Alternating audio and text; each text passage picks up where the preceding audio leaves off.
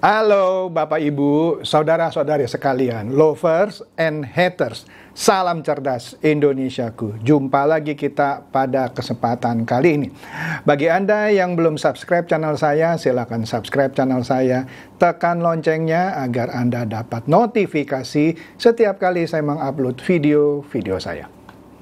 Oke, pada kesempatan kali ini saya akan membahas secara detail dan rinci mengenai peraturan Menteri Luar Negeri, ya, peraturan Menteri Luar Negeri yang dipakai sebagai senjata oleh Pak Ganjar, juga Pak Wayan Koster pastinya, dan juga PDIP untuk menolak Israel di dalam Piala Dunia U20.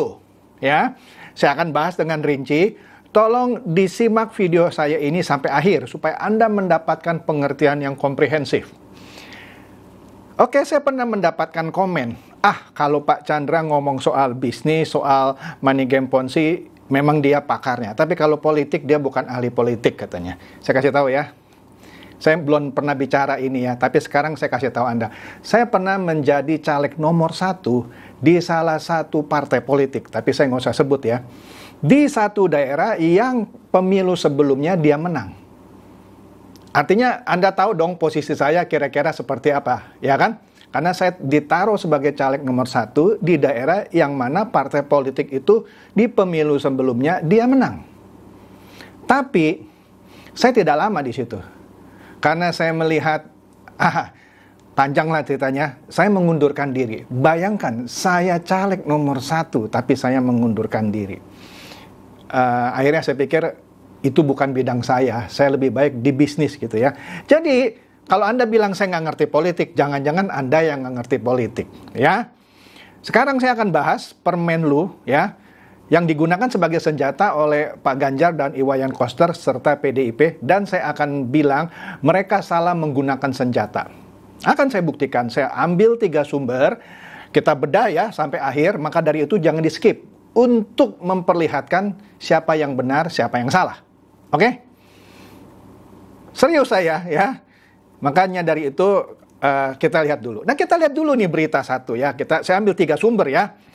Sumber pertama dari CNN Indonesia ya. Ini berita Rabu 5 April. Ya, beberapa hari yang lalu, belum ada seminggu ini ya.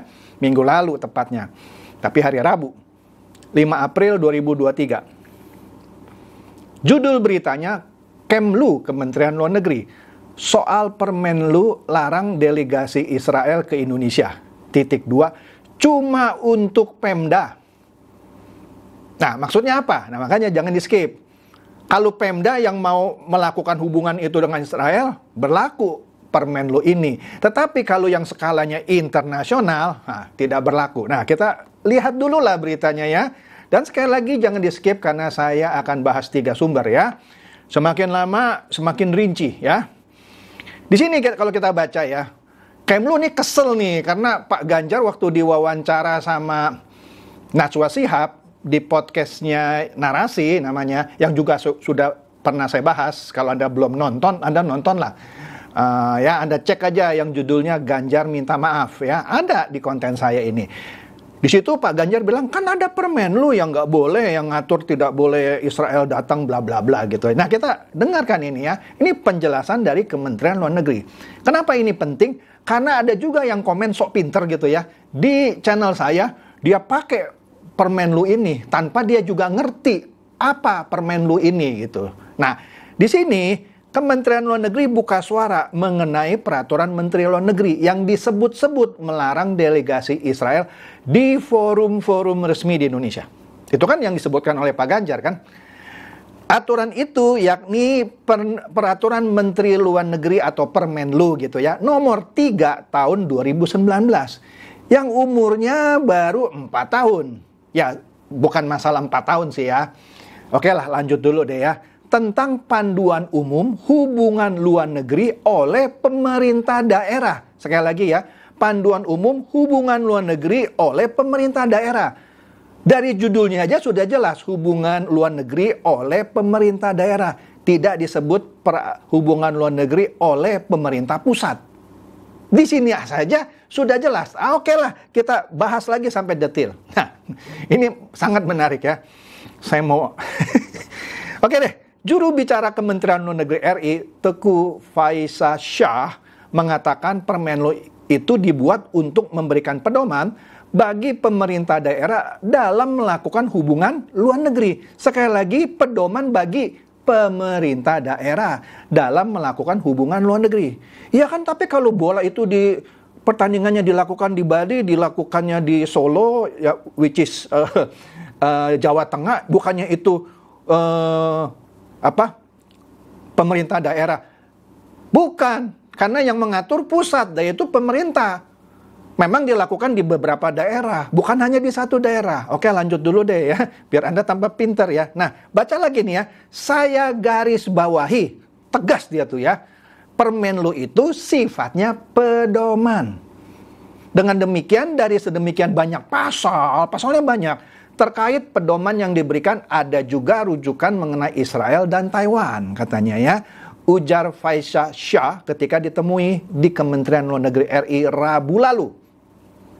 Kemudian Faisasyah ini berujar, namun pedoman itu berlaku untuk Pemda, tidak dalam kerangka internasional. Nah, pertandingan sepak bola Piala Dunia U20 itu kan skalanya internasional. Ini yang ngomong orang Kementerian Luar Negeri loh. Kalau Anda masih ngotot, Anda ribut aja sama Kementerian Luar Negeri. Sampai di sini aja sudah selesai kan? Oke lah, lanjut lagi dah. Faisasyah juga menegaskan sebelumnya sudah ada. Dijelaskan sudah ada ajang internasional, misalnya pertandingan bulu tangkis lah, panjat tebing lah, ada pertemuan namanya saya lupa ya, udah saya bahas juga di konten saya sebelumnya. Ada Parlemen Union apa gitu nama lengkapnya, di mana Indonesia menjadi tuan rumah, tetapi tak menjadikan pedoman itu sebagai rujukan. Loh, Pak Ganjar bilang, oh itu kecolongan. Bukan kecolongan, karena memang itu ajang internasional, bukan urusan Pemda. Meskipun itu dilakukan di Jakarta, itu bukan urusan Pemda Jakarta. Itu urusan internasional. Pemerintah pusat yang punya wewenang. Jadi, tidak bisa menggunakan pedoman itu sebagai rujukan. Sudah mulai tambah cerdas kan? Ya, oke. Lanjut. Kemudian, ia lantas menjelaskan soal awal mula Permenlu itu terbentuk, katanya. Di era awal reformasi dan otonomi daerah, kan karena reformasi masing-masing daerah dikasih otonom gitu ya, hak otonom gitu ya. Katanya banyak Pemda melakukan kegiatan internasional. Misalnya katanya ada daerah yang menjajaki pinjaman luar negeri, padahal urusan pertahanan, hubungan internasional dan keuangan menjadi kewenangan pemerintah pusat. Dengan kata lain, karena otonom gitu ya, dia main seenaknya melakukan hubungan luar negeri, misalnya cari hutang, padahal itu adalah kewenangan pemerintah pusat. Maka dari itu dikeluarkanlah Permenlu ini gitu ya. Nah, jadi untuk menghindari terjadinya miss atau kesalahan dalam pengelolaan hubungan luar negeri oleh Pemda, dikeluarkanlah pedoman itu dalam bentuk peraturan Menteri Luar Negeri nomor 3 tahun 2019. Tambah pintar ya. Oke, lanjut lagi. Nah, Permenlu ini menjadi perbincangan usai Ketua DPR Puan Maharani, which is dari PDIP, mengatakan pembatalan Piala Dunia U20 di RI itu karena ada aturan dari Kemlu. Artinya, PDIP tidak detil membaca peraturan Menteri Luar Negeri nomor 3 2019 ini. Ya, namun ia tak menjelaskan secara spesifik peraturan yang dimaksud. Ya. Nah, hal tersebut tentu saja terjadi bukan karena perbedaan pendapat, tetapi yang harus dilihat bahwa memang dalam aturan yang ada dalam Kementerian Luar Negeri menyatakan bahwa kita tidak mempunyai hubungan dengan Israel, kata Puan, ya. Nah, Puan lantas meminta pemerintah memastikan terlebih dahulu tidak ada aturan yang membuat kegiatan terpaksa gagal. Ia tak ingin aturan itu berbenturan dengan kegiatan yang akan dilakukan. Ya, tidak ada yang berbenturan karena Permenlu itu hanya mengatur kegiatan Pemda. Ini kegiatan internasional yang diatur oleh pemerintah pusat. Tidak ada yang berbenturan. Sudah dipastikan, tapi ya tetap saja Wayan Koster dan Ganjar menjadi juru bicara ya. Nah, ini menarik ya. Di sini saya sayangkan seorang Iwayan Koster dan Ganjar Pranowo melakukan hal ini. Ingat ya, Pak Gubernur yang terhormat, Indonesia adalah NKRI, Negara Kesatuan Republik Indonesia. Bukan seperti Amerika Serikat, namanya kan Amerika Serikat. Di sana, di Amerika itu, setiap pemdanya, misalnya California, Texas, New York, punya aturan lain-lain yang mungkin berbeda dengan pusat. Dan itu dimungkinkan, karena namanya juga serikat, Amerika Serikat. Kan banyak yang nggak tahu kan? Nah, saya kasih contoh satu ya. Sekarang karena yang memerintah adalah Joe Biden dari Partai Demokrat, maka secara kebijaksanaan pusat, aborsi itu legal. Tetapi ada di negara-negara bagian yang berkuasanya Partai Republik, ya, dia melarang aborsi. Nah, ini contoh bahwa di Amerika Serikat itu dimungkinkan. Oke? Kemudian mengenai perkawinan sesama jenis, ada negara bagian yang melegalkan, ada negara bagian yang melarang. Mungkin, tapi itu tidak boleh terjadi di Indonesia, apalagi yang memutuskan itu pemerintah pusat. Kalau Pak Jokowi sudah mendukung Piala Dunia U20, ini kan pemerintah pusat, namanya NKRI. Bagaimana mungkin dua gubernur itu bisa berseberangan dengan pemerintah pusat? Dan ini tidak boleh, karena ini NKRI, bukan negara Indonesia Serikat. Kalau di tahun 50-an kita pernah jadi RIS, Republik Indonesia Serikat. Sekarang cuman NKRI, Negara Kesatuan Republik Indonesia. Jadi Pemda nggak boleh berbenturan dengan pemerintah pusat. Saya kalau jadi Presiden Jokowi, saya memberikan sanksi itu kepada gubernur. Iya dong, ini NKRI Pak Gubernur, bukan Republik Indonesia Serikat. Astaga, masa soal begini aja ketatanegaraan nggak ngerti gitu ya. Lagi pula, ini PDIP adalah partai pendukung pemerintah yang harusnya mendukung kebijaksanaan pemerintah pusat. Masa begini juga nggak ngerti?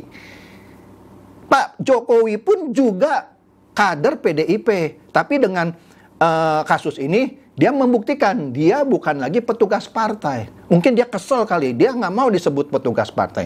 Tapi mohon maaf, kalau dari kacamata saya, Pak Koster sama Pak Ganjar masing petugas partai. Oke, lanjut dulu deh, ya. Astaga, nah di sini kita lihat dia, disebutkan dalam bab 10 Permenlu nomor 3 tahun 2019, memang membahas hubungan Indonesia dan Israel, ya. Berikut bunyi di poin 151 seperti tertera di situs Kementerian Luar Negeri Republik Indonesia. Anda bisa cek sendiri. Nah, di sini saya bacakan ya. Dalam melakukan hubungan dengan Israel, kiranya perlu diperhatikan prosedur yang ada dan selama ini masih berlaku. Catat ya, ini prosedur kalau dilakukan oleh Pemda sendirian. Tidak berlaku kalau ini dilakukan oleh pemerintah pusat. Karena kan sudah pernah ada kan pertandingan bulu tangkis, pertandingan panjat tebing, dan pertemuan parlemen union apa gitu, saya lupa nama tepatnya. Memang di sini disebut poin A, tidak ada hubungan secara resmi ya dengan Israel ya. Meskipun itu surat menyurat menggunakan kop resmi, nggak boleh. Tidak menerima delegasi Israel secara resmi dan di tempat resmi. Betul, tapi ini untuk Pemda semata. Jadi nggak boleh misalnya Pemda Jakarta langsung mengadakan hubungan dengan Israel. Dia harus minta persetujuan oleh pusat. Nah, nanti saya kasih lihat pasal itu. Makanya jangan di-skip. Artinya meskipun ini dilarang, tetap ada aturan khusus. Nah, ini kan yang orang nggak ngerti kan. Walaupun dilarang di sini, nah ini menarik Permenlu. Makanya harus dibaca secara rinci. Dilarang, tetapi kalau penting dia harus minta persetujuan pusat. Kalau pusat setujui, maka Permenlu ini mengizinkan. Nggak ngerti kan? Karena ada aturan khususnya. Nanti kita lihat ya. C. Pengibaran bendera tidak diizinkan. Ya, mengumandangkan lagu kebangsaannya tidak diizinkan. Betul, tidak boleh. Tapi kalau kegiatannya diorganisir oleh Pemda. Astaga. Ini sudah dikasih tahu. Dan kalau kehadiran Israel ini ya ada implikasi politis. Segala macam lah. Kunjungannya tidak boleh hanya dapat dilakukan menggunakan paspor biasa dan segala macam lah ya. Oke. Nah, kemudian Kompas juga memberitakan kira-kira yang sama. Memang ada peraturan yang tolak Israel ke Indonesia, tetapi Kemenlu bilang tidak jadi rujukan untuk event internasional. Kurang apa? Sudah 2 sumber nih. Ya, di sini Kemenlu buka suara katanya ya, bahwa peraturan Menteri Luar Negeri nomor 3 tahun 2019 ini tentang panduan umum hubungan luar negeri oleh pemerintah daerah, sekali lagi. Jadi menanggapi hal itu, pedoman tersebut hanya berlaku untuk Pemda dalam melakukan hubungan luar negeri, bukan dalam kerangka internasional, apalagi yang diatur oleh pusat. Astaga, ya kan? Dia juga menegaskan beberapa kegiatan olahraga maupun kegiatan lainnya ketika Indonesia menjadi tuan rumah, pedoman tersebut tak menjadi rujukan. Iya, karena diatur oleh pusat dan skalanya internasional, bukan hanya Pemda itu saja. Nah, pedoman itu berlaku untuk Pemda saja, tapi tidak dalam kerangka internasional. Kan sudah ada beberapa presiden, ya, yang kejadian sebelumnya, maksudnya kegiatan kita menjadi tuan rumah event internasional di mana ada Israel di situ, dan pedoman itu tidak menjadi rujukan, ya, kata Faisyah Shah, ya. Nah, astaga, masa begini gitu ya? Nah, ketika hubungan luar negeri antara Pemda dan luar negeri itu tidak diatur, maka menimbulkan ekses-ekses permasalahan gitu. Maka diatur oleh Permenlu ini. Iya, hanya kegiatan Pemda terhadap negara yang dilarang itu, ya. Tapi kalau yang sudah di-endorse oleh pemerintah pusat ini nggak berlaku, ya. Nah, gitu deh, ya. Nah, ini nih sumber ketiga Sejanta Pamungkas saya. Bisnis.com, bunyi Permenlu nomor 3 tahun 2019 yang dipakai sebagai landasan hukum menolak Israel tampil di Piala Dunia U20. Nah, Bisnis.com, di sini nih kunci pamungkasnya. Ada bab 10 tentang hal khusus. Nah, ini yang nggak pernah diteliti sampai di sini. Dikatakan ya, walaupun Permenlu itu melarang Pemda melakukan hubungan misalkan dengan Israel, tetapi ada hal khusus. Baca nih hal khusus. Nah, di sini dikatakan bahwa segala bentuk hubungan luar negeri dan kerjasama luar negeri yang dilakukan oleh pemerintah daerah dengan entitas tanpa hubungan diplomatik dengan Indonesia, Israel contohnya, wilayah yang memisahkan diri dari negara induknya dan belum mendapat pengakuan dari Indonesia, atau wilayah yang sedang dalam sengketa, Anda lihat dalam kotak, harus dilakukan dengan berkonsultasi dan berkoordinasi terlebih dahulu dengan pemerintah untuk memperoleh persetujuan. Artinya, Permenlu ini pun masih membuka kemungkinan Pemda yang ngebet gitu ya, mau melakukan hubungan dengan Israel, walaupun sudah dilarang kan. Ada bab khusus, ya, bab 10, yang memungkinkan itu bisa dilakukan selama dia berkoordinasi dengan pemerintah untuk memperoleh persetujuan. Kalau disetujui, monggo. Ini artinya pemerintah pusat levelnya pasti lebih tinggi dari Pemda, karena Pemda kalau mau melakukan hubungan luar negeri dengan Israel misalnya, walaupun di sini sudah dilarang, dia tetap bisa melakukan hal yang dilarang oleh Permenlu ini, tapi karena penting gitu ya, dia bisa konsultasi, ya, dia bisa berkoordinasi. Kalau pemerintah pusat bilang, oke, go ahead, jalan, walaupun ada Permenlu, oke, jadi tambah pintar kan Anda ya, jadi nggak usah debat lagi sama saya ya, Pak ada Permenlu yang nggak boleh, oh gini-gini, pret lah, baca dulu sampai habis itu ya, Permenlunya ya. Jangan mempermalukan Anda sendiri, oke?